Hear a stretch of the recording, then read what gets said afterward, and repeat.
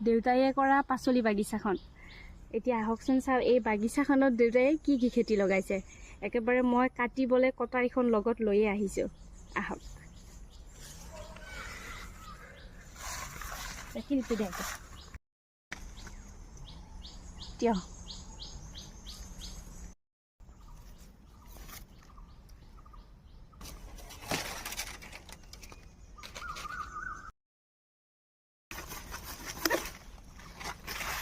ইয়ো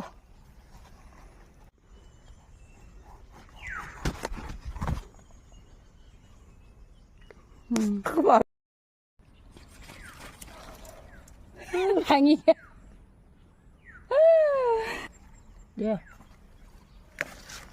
এইটো ৰঙালাওৰ ফুল। এইটো বেচনেৰে ভাজি খাই খুব ভাল লাগে, আৰু যদি আপুনি পিচি খায় তেতিয়াও খুব সোৱাদ লাগে এইটো।